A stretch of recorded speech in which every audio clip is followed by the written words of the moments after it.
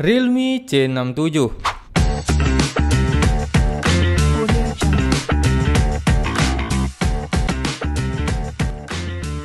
Halo guys, balik lagi sama saya Irfan di channel Gadget tentunya. Jadi di video kali ini kita bakal melakukan teardown atau pembongkaran HP ya. Di sini yang mau dibongkar ada HP Realme C67. Nah, jadi ini dia penampakan HP-nya. Dari sisi depannya nih menurut saya cakep banget ya, warna LCD-nya itu tajam banget. Yang sayangnya di bawahnya ada poni nih yang agak memanjang dikit aja. Tapi yang saya suka nih dari HP ini nih di bagian kameranya cuy. Jadi kameranya sendiri resolusinya 108 megapiksel.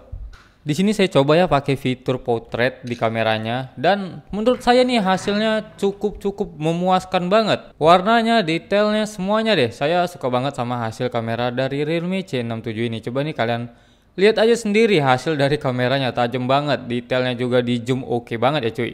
Nah, tapi di video kali ini saya nggak ngomongin tentang softwarenya. Jadi di video kali ini kita fokus tentang hardware dan build quality HP ini. Soalnya saya ada lihat nih video beberapa reviewer lain dan di kolom komentar itu banyak banget yang ngehujat Realme C67 ini. Harga 2 jutaan kok pakai chipset yang 1 jutaan gitu. Terus pakai memori yang tipenya eMMC lagi, udah ketinggalan banget gitu kan. Tapi menurut saya kalau ngelihat harga tuh ya nggak bisa dilihat dari satu sektor doang ya. Biasanya ada HP yang harganya murah meriah tapi speknya badai banget kan. Sekali dibongkar build quality-nya ya biasa aja. Tapi di video kali ini kita bakal lihat nih build quality dari Realme C67 ini.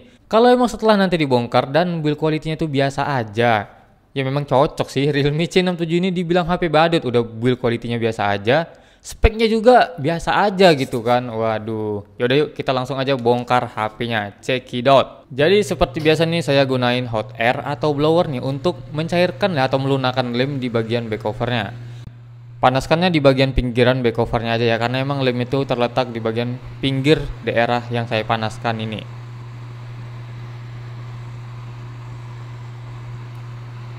Setelah dirasa cukup lunak lemnya, langsung aja kita congkel di bagian pinggirnya ini. Ini rada gampang sih ngecongkelnya, karena emang lemnya tuh nggak terlalu susah, kayak di HP-HP brand sebelah gitu ya.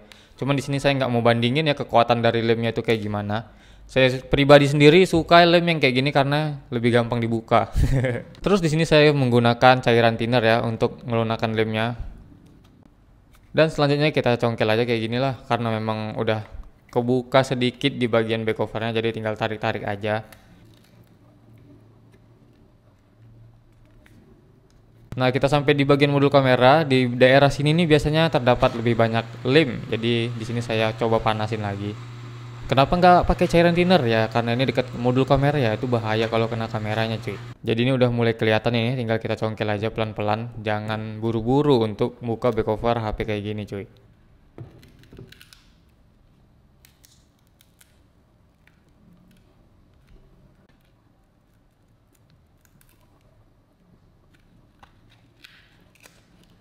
Oke, jadi di sini udah kebuka nih bagian dari back covernya.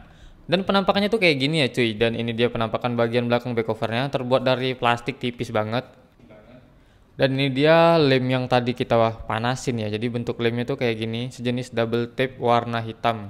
Ini lumayan lengket sih. Kalau nggak dipanasin ya memang rada sulit untuk ngebukanya. Terus di sini kayak ada busa gitu cuy. Ini lengket dia. Nih fungsinya nih kayaknya untuk ngelindungin apa ya, modul NFC kali ya. Soalnya di beberapa HP yang sudah saya review nggak pernah sekompleks ini ya bagian belakang back covernya gitu. Di sini ada graphite sheet yang lumayan cukup besar. Terus di bagian bawah back covernya juga ada graphite sheet ya. Jadi fungsi graphite sheet ini untuk menghantarkan panas dari mesin keluar melalui back cover ini. Terus graphite sheet yang bawah ini dia fungsinya untuk menghantarkan panas dari modul speaker yang bawah. Untuk jenis dari bahan back cover sendiri ini terbuat dari plastik ya. Ini elastis banget dan pastinya nggak mudah pecah kayak back cover dari kaca. Jadi ini dia penampakan dari belakang back covernya setelah dibuka. Kita harus buka beberapa skrup dulu untuk ngebuka bagian penutup mesin. Tapi uniknya di sini ada dua skrup ya yang disegel, ini tulisannya 0 plus, mungkin OnePlus kali ya. Soalnya kan OnePlus tuh satu grup ya sama Realme, Oppo dan Vivo di BBK Group. Nah, yang saya pegang ini namanya graphite sheet untuk menghantarkan panas dari mesin ke bagian luar back cover tadi cuy. Dan yang cakepnya di sini nih ada pelindung ya, pelindung fleksibel biar kalau kita ngebuka tuh jadi nggak gampang koyak, fleksibel dari fingerprintnya cuy. Emang sih bentuknya plastik kayak gini doang, cuman fungsinya itu cakep banget ya, safety banget untuk ngelindungin fleksibel yang ini cuy. 1 poin untuk Realme C67 saya kasih. Nah, tapi di sini saya lihat nih baterainya ini nggak punya brand ya, atau nggak ada pakai merek nih, cuma tulisan Super VUUC doang. Soalnya di beberapa HP Realme yang lalu yang pernah saya bongkar tuh ada brandnya di baterainya. Nah, kayak gini nih. Tapi mudah-mudahan ya kualitas baterainya tetap baik ya, walaupun nggak ada brandnya di baterai. Selanjutnya kita bukain dulu semua skrupnya untuk melihat bagian dari mesin HP ini.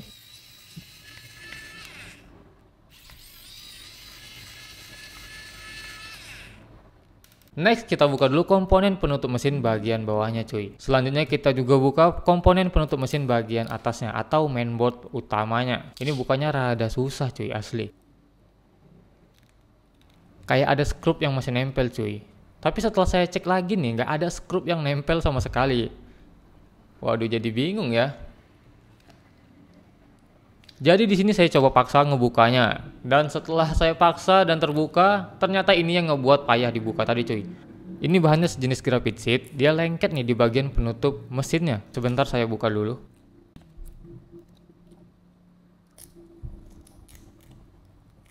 Jadi penampakannya tuh kayak gini nih, dia nempel nih harusnya di sini. Ini salah satu cooling system di HP ini ya untuk menyalurkan panas keluar. Tapi sayangnya di sini kayak ada stiker nih lengket, jadi makanya dia nempel ke penutup mesin. Ya udah kita lihat dulu yuk komponen penutup mesinnya. Di sini ada grapit sheet nih yang hitam sejenis plastik. Terus di sini ada modul NFC. Jadi NFC itu modulnya kayak gini. Di sini ada lampu flash juga. Apalagi ya, dan di sini juga ada antena nih penguat sinyal nih yang tulisannya GPS gitu ya, stiker. Ini dia berfungsi untuk penguat sinyal. Dia jadi konektornya ini ada di bagian belakang. Nah, ini konektor-konektor antena penguat sinyal, NFC dan lampu flash tadi cuy. Terus kita lanjut nih ke penutup mesin bagian bawah. Di sini terdapat beberapa komponen seperti komponen speaker ya atau buzzer. Jadi bentuknya tuh kayak gini, petak, dia lengket karena ada magnetnya. Terus ada juga komponen penguat sinyal kayak yang atas tadi nih, stiker nih bawah. Nah, yang ini nih kelihatan nggak? Jadi ini dia komponen penguat sinyal atau antena. Selanjutnya kita bukai semua konektor yang nempel pada mesin, mulai dari konektor baterai, konektor LCD, dan fleksibel konektor yang menghubungkan papan bawah dan papan atas. Selanjutnya ada juga konektor apa nih ya? Konektor fingerprint cuy. Terus di sini kita bukain juga antenanya dengan cara dicongkel kayak gini aja. Di atas dan di bagian bawah juga. Next kita buka papan bawahnya, malah jatuh. Ya udah nggak apa-apa lah, jatuh dikit nggak ngaruh. Jadi ini dia penampakan papan bawahnya. Oh iya, di sini saya jelasin dulu ya kalau Realme C67 ini udah support IP54 water resistant yang tahannya terhadap cipratan air dan debu juga. Ini bukan direndam ya tahannya ya, cuma cipratan doang. Terus di port chargernya dikasih seal karet warna hitam dan di lubang jack audionya juga ada seal karet nih warna hitam, cakep banget. Ya lumayan lah biar air nggak mudah masuk gitu ya. Selanjutnya di sini ada komponen mikrofon nih yang warnanya gold. Dan yang saya suka banget di mesin HP ini, semua komponennya tuh dikasih lem kayak gini cuy. Nah, kelihatan gak sih? Nih yang ini nih yang saya tunjuk nih. Jadi nih ada cairan lemnya yang dikerasin gitu ya. Jadi air tuh nggak, kalau masuk pun nggak langsung konslet. Nggak cuma 1-2 nih, semua komponennya dikasih lem kayak gitu. Saya nggak tahu nanti di bagian papan atasnya juga dikasih kayak gini, atau cuman di papan bawahnya doang. Nanti kita cek aja ya selanjutnya. Ini bagus banget ya. Jadi kalau terkena cipratan air nggak langsung konslet atau short. 1 poin lagi buat Realme C67. Selanjutnya kita coba buka papan bagian atasnya atau mainboardnya ya kita bilang. Di sini ada antena penguat sinyal nih, letaknya di sini. Nah, yang ini nih. Tapi untuk ngebuka mesinnya nih kita harus bukain konektor dari modul kameranya dulu cuy. Yang cakepnya lagi modul kameranya dikasih grapit sheet juga nih kayak gini. Di HP ini grapit sheetnya double ya cuy. Ada grapit sheet, ada thermal tape. Jadi dijadiin satu gitu. Jadi 2 lapisan. Mantep banget. Pantas saja ya banyak orang bilang kalau HP Realme, Oppo, dan Vivo itu adem-adem gitu ya. Karena emang secakep ini cooling system di HP ini gitu. Kalau HP ini dibanderol di harga 2,5 jutaan ke atas pun menurut saya ini cukup wajar karena build quality di HP ini cukup cakep banget. Ini bagus banget, compact banget gitu cuy. Jadi jangan bilang lagi kalau Realme C67 ini overpriced ya. Menurut saya nggak sama sekali. Kalau kamu bandinginnya ya sama Transsion Group yang ngasih spek gahar banget, ya bandingin juga ini bagian komponen dalamnya atau build quality-nya gitu. Karena emang harga itu nggak bisa dilihat dari satu sektor doang, harus balance. Ada yang dikasih lebih, ada yang dikasih kurang gitu cuy. Nah ini main kameranya aja dikasih peredam panas nih double nih, ada 2 double ya. Di bagian belakang kameranya, terus di bagian bezelnya juga ada peredam panas. Pasti ada yang nanya nih, bang lu di endorse ya sama pihak Realme. Makanya kasih reviewan bagus banget di Realme C67 ini. Jadi saya jawab sejujur-jujurnya nih, saya nggak ada di endorse sama pihak Realme sama sekali. Karena emang menurut saya ini memang bagus gitu cuy ya, saya bilang bagus. Kalau jelek ya saya bilang jelek gitu ya.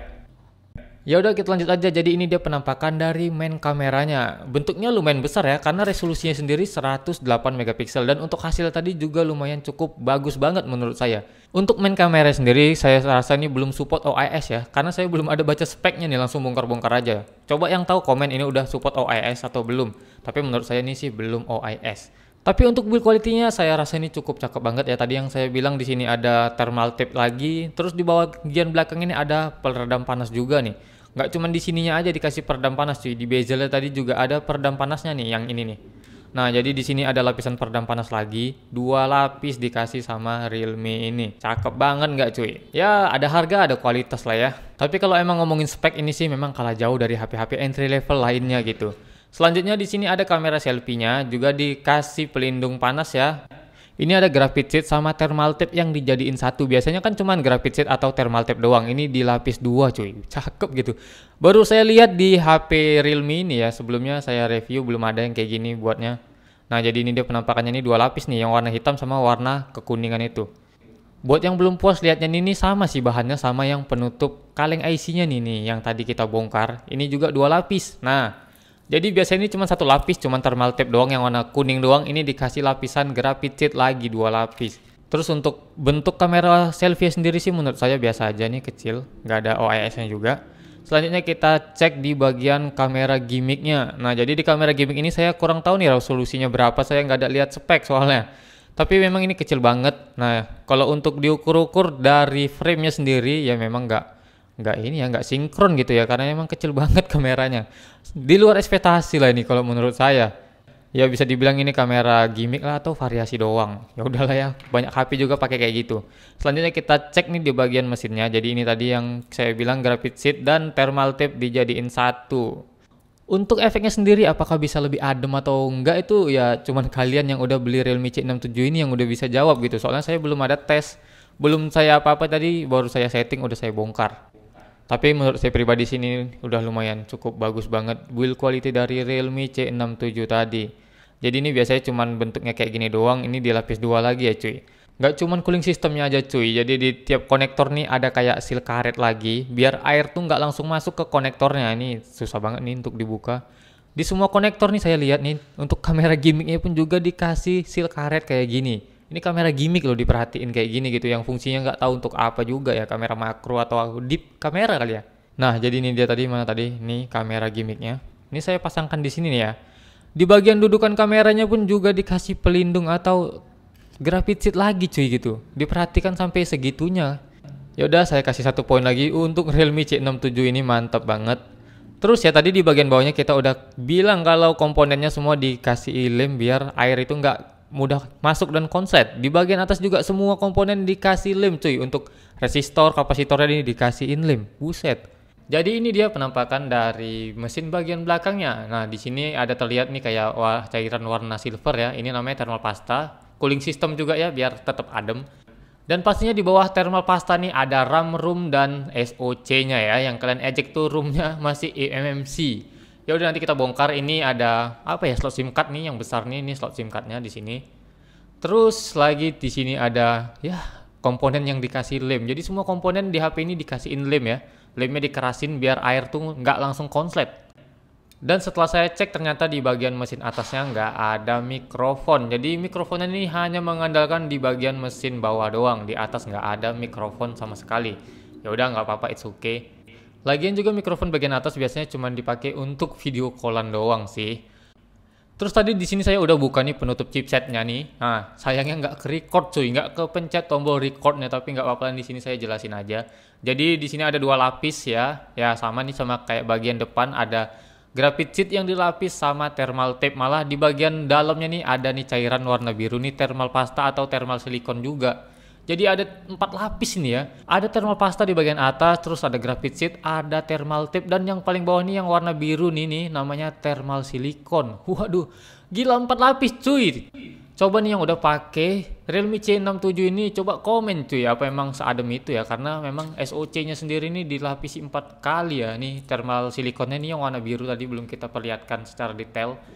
Ya, jadi ini dia penampakan dari SoC, RAM dan ROM-nya ya. Yang ini SoC-nya pakai Qualcomm Snapdragon Terus di sini nih saya nggak tahu nih entah RAM atau ROM-nya, soalnya ya nggak ada skemanya gitu kan. Yang pasti di sini RAM dan ROM-nya dan chipsetnya tuh nggak nyatu jadi satu alias ditumpuk. Ya kalian bilang kalau ditumpuk itu bakal cepat matot, ya menurut saya sih enggak sih, itu nggak ngaruh sama sekali. Terus ya untuk RAM dan ROM-nya juga dikasih lem nih di sekelilingnya. Saya pikir cuman komponen bagian luarnya aja yang dikasih lem. Ternyata komponen bagian dalamnya juga dikasih lem kayak yang di luar tadi. Ya ini emang ada dua kesimpulan sih. Enak ya untuk yang beli karena emang air nggak mudah masuk, cuman gak enak untuk tukang servis karena susah untuk ganti partnya di lem kayak gini. Di sini saya kasih lagi 1 poin. Udah berapa poin ya kelebihan di Realme C67 di bagian build quality-nya. Ya udahlah pokoknya cakep banget untuk Realme ini. Selanjutnya kita cek nih di bagian frame-nya ya. Untuk materialnya nih plastik polikarbonat. Cuman saya kemarin ada lihat ya story dari IG-nya Realme, katanya tanpa plastik bracket nih. Saya nggak tahu maksudnya apa. Coba yang tahu bisa dijelasin ya. Tapi ini jelas-jelas ini bahannya plastik.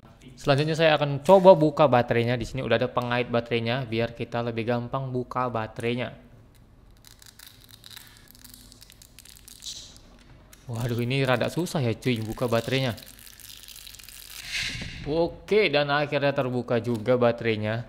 Jadi di bawah baterai ini nggak ada apa-apa selain fleksibel. Terus untuk penampakan baterainya ini kayak gini. Baterainya lumayan tipis tapi compact ya, padat gitu. Dan di sini baterainya pakai tulisan Super VOOC. Buat yang nggak tahu Super VOOC itu apa, itu sejenis teknologi fast chargingnya Oppo. Di sini dia pakai baterai kapasitasnya 5000 mAh dengan model baterainya nih BLPA17. Nah, buat tukang servis handphone nih dicatat ya model baterainya. Dan ini dia penampakan di bagian bawah baterai. Di sini nggak ada apa-apa selain ini fleksibel yang menghubungkan mesin atas ke mesin bawah. Terus di sebelahnya ada fleksibel LCD dan sebelahnya ini fleksibel fingerprint. Panjang banget ya fleksibel fingerprintnya. Tapi untuk komponen LCD-nya saya nggak bisa lepas ya cuy, karena ini memang presisi banget di frame-nya. Selanjutnya kita masuk nih di di kesimpulannya untuk HP ini. Worth it enggaknya sih menurut saya dari build quality-nya ini worth it banget ya. Tadi udah kita lihat build quality itu cakep banget, betul-betul safety lah, aman banget. Perlindungan di mana-mana, habis itu cooling systemnya juga rapi banget. Untuk yang bilang ini overpriced, ini menurut saya sih enggak overpriced sama sekali di harga 2 jutaan. Ini udah oke lah ya dari segi build quality, tapi kalau dari segi performanya saya juga belum cek, saya juga belum review, itu terserah kamu lagi sih. Cuman kalau dari build quality menurut saya ini oke banget. Untuk performa kalian bisa cek sih di channel lain aja ya cuy. Dan kita udah sampainya di akhir video. Buat yang suka sama videonya bisa diklik like, dan belum yang subscribe bisa diklik dong tombol subscribe-nya dan dinyalakan lonceng notifikasinya. Sampai jumpa di next video and bye bye.